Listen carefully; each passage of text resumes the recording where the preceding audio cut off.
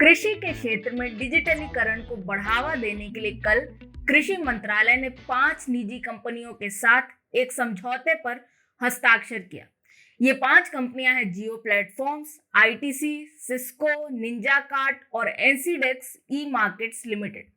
इन 5 कंपनियों के क्या काम होंगे, ये किन क्षेत्रों में काम करेंगे और इससे किसानों को कैसे लाभ होगा, ये आप समझते जाएंगे जैसे जैसे मैं हर एक समझौते के बारे में बताती हूँ।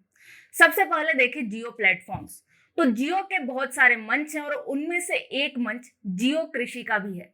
इस पर बहुत सारी सुविधाएं उपलब्ध हैं और इसमें मुख्य रूप से यह देखा जाता है कि डाटा आधारित किसानों का एक पारिस्थितिकी तंत्र बनाया जाए, उनकी मृदा की जांच करने के लिए उसके विश्लेषण में सहायता दी जाए, उनकी कितनी सिंचाई आवश्यकता है यह देखने के लिए भी विश्लेषण किया जाए।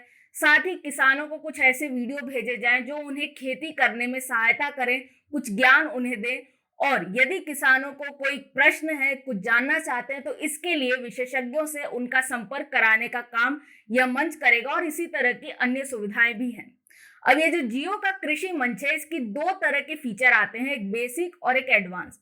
बेसिक में यह होगा कि जो डाटा होगा वो पहले से बना बनाया होगा, एक मानक डाटा होगा और उससे आप कोई भी जानकारी लेना चाहें तो ले सकते हैं। लेकिन एडवांस में यह होगा कि वह विभिन्न स्रोतों से डाटा एकत्रित करेगा, साथ ही मशीन लर्निंग और आर्टिफिशियल इंटेलिजेंस जैसे एल्गोरिदम पर उन डाटा को प्रसंस्कृत करेगा और उसके बाद आपके अनुकूल यानी व्यक्ति विशेष परिणाम और सलाह यह एडवांस मंच दे सकेगा। अब जो जियो लागू कर रहा है वह 2 जिलों में लागू कर रहा है इसे, वह है महाराष्ट्र के नासिक और जालना। इन दोनों जिलों में किसानों को इस मंच से जोड़ा जाएगा और उनकी सहायता की जाएगी और बेसिक और एडवांस दोनों तरह के फीचर उपलब्ध होंगे। अब समझते हैं आईटीसी। आईटीसी का एक कृषि व्यापार विभाग रहा है और वह काफी समय से सक्रिय रहा है। आईटीसी ने ई चौपाल की भी शुरुआत की थी, जो कि इंटरनेट आधारित नेटवर्क है जिसमें ग्रामीण क्षेत्रों में किन चीजों और सेवाओं की आवश्यकता है वह उन्हें इस इंटरनेट की सहायता से पहुंचाई जाती है। साथ ही उन्हें जो जानकारी चाहिए वह भी उन्हें दी जाती है और इस तरह से ई चौपाल काफी वर्षों से चल रहा है और साथ ही आईटीसी इस पर उन्नतीकरण करती जा रही है और अब वह इस तैयारी में है कि इस ई चौपाल मंच को एक ऐप के रूप में लॉन्च किया जाए। ई चौपाल 4.0 आया है जो किसानों की सहायता करेगा और यह व्यक्ति विशेष और स्थान विशेष सलाह देगा। अभी तक ई चौपाल पर यह होता था कि किसानों को जो सलाह दी जाती थी वो एक मानक सलाह होती थी किसी भी फसल के अनुसार कि उसमें क्या करना चाहिए, क्या नहीं करना चाहिए। लेकिन अब यह स्थान विशेष सलाह देगा और इसे समर्थन करने के लिए उनके पास एक ऑन ग्राउंड इकोसिस्टम भी रहेगा जो स्थानीय जानकारी आईटीसी से साझा करेगा और उसके आधार पर आईटीसी किसानों को बेहतर सलाह देगा।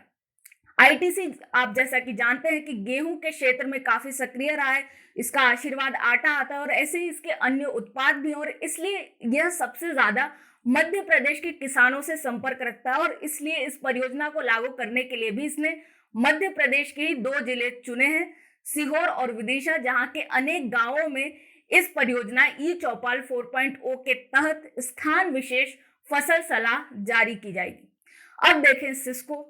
नेटवर्किंग की दुनिया में, विशेषकर इंटरनेट नेटवर्किंग में सिस्को एक बहुत बड़ा नाम बनकर उभरा है और अब यह कृषि क्षेत्र में भी चाह रहा है कि आगे बढ़े और इसके लिए इसने क्वांटेला के साथ समझौता किया है एक कृषि डिजिटल इंफ्रास्ट्रक्चर बनाने के लिए और इसके लिए एक स्मार्ट एग्रीकल्चर प्लेटफॉर्म को भी तैयार किया गया है। यह जो मंच है यह उपयोग करेगा सैटेलाइट डाटा प्रोसेसिंग विभाग के पास जो सेंसर और जो जानकारी उपलब्ध है उनके अनुसार, और यह देखेगा कि किस तरह का मौसम होगा, क्या मौसम का पैटर्न है, फसल किस तरह की होगी इसकी भविष्यवाणी करेगा, जो मॉइस्चर कंटेंट है मृदा में और मृदा गुणवत्ता, किस तरह की बीमारियां पौधों को हो सकती हैं, यह सब जानकारी वह सेंसर के माध्यम से देखेगा और इस जानकारी को साझा करेगा किसानों के साथ और इस तरह किसान अपनी फसल का बेहतर रखरखाव कर सकेंगे और इसे लागू किया जाएगा 2 जिलों में, और ये 2 जिले हैं, एक तो मध्य प्रदेश का मुरैना और एक हरियाणा का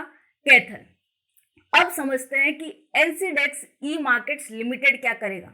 जैसा कि आप जानते हैं कि यह एक राष्ट्रीय स्तर पर बहुत जाना माना स्पॉट एक्सचेंज है और जो कई सारे व्यापारियों और उत्पादकों से संपर्क स्थापित करने का एक मंच है और इसमें कृषि और गैर कृषि दोनों तरह के उत्पाद हैं। हम कृषि की बात करें तो यहाँ पर किसानों को व्यापारियों और प्रसंस्करण से जोड़ा जाएगा और साथ ही इसमें इस तरह के फीचर्स उपलब्ध हैं जो इसे पारदर्शी बनाते हैं, बाजार अनुकूल बनाते हैं और जिससे किसान अधिक से अधिक लाभ उठा सकता है। इसमें 4 तरह की सेवाएं उपलब्ध होगी। एक तो बाजार से किसानों को जोड़ने की, एक वित्तीय सेवाएं, एक मांग का एकीकरण करना और एक इसी तरह से किसानों को जानकारी देना कि किस चीज में कितना लाभ मिल रहा है। इस तरह की अनेक सुविधाएं इसमें उपलब्ध हैं। इसकी सहायता से यह होगा कि जो सरकार किसानों की आय दोगुनी करने की बात कर रही है वह एक कुशल मार्केट प्लेस के बिना संभव नहीं हो सकता और इसलिए यह जो योजना है वह इसमें काम करेगी और यह 3 जिलों में लागू की जाएगी, आंध्र प्रदेश के गुंटूर, कर्नाटका के देवनगिरी और महाराष्ट्र के नासिक। अब हम अंत में आ जाते हैं निंजा कार्ट। निंजा कार्ट भी एक इसी तरह की मार्केट प्लेस की सुविधा है जो कि कटाई के बाद किस तरह का रसद होता है, आपूर्ति श्रृंखला होती है, इसे अच्छा रखने, इसे सुनिश्चित करने का काम करती है। वर्तमान में 11 शहरों में है और इस परियोजना के तहत इसे 3 शहरों में लागू किया जाएगा। एक तो गुजरात का आनंद और मध्य प्रदेश के इंदौर और छिंदवाड़ा। यहाँ पर यह सुनिश्चित किया जाएगा कि जो अलग अलग परतें होती है, अलग अलग सतह होती है, किस तरह के बाजार में संबंध होते हैं, किसे क्या चाहिए होता है, किसे क्या नहीं, उनके बीच एक समन्वय स्थापित करे और किसानों को उनकी फसल का अधिक से अधिक मूल्य दिला सके। इस तरह से जो 5 समझौते हैं वे अलग अलग स्तर पर आते हैं कृषि के। कुछ आते हैं कटाई के बाद, कुछ आते हैं बुआई से पहले, कुछ जब फसल उग रही होती है उस समय। और इस तरह से यह जो पायलट परियोजना है यानी एक प्रयोगात्मक स्तर पर जो शुरू की गई है प्रारंभिक सिर्फ कुछ जिलों में, हमें अपेक्षा है कि जब उसका विस्तार अनेक जिलों तक हो जाएगा तो किसानों को लाभ मिल सकेगा। और जो सरकार का मिशन है डिजिटल कृषि जो 2021 से 25 तक के लिए है, उसके लिए यह एक शुरुआती चरण है और हम अपेक्षा करते हैं कि आने वाले दिनों में अधिक से अधिक तकनीक हो, डिजिटलीकरण का उपयोग हो और किसानों को अधिक से अधिक लाभ मिले। मैं हूं निष्ठा अनुश्री। स्वराज्य को सब्सक्राइब अवश्य करें।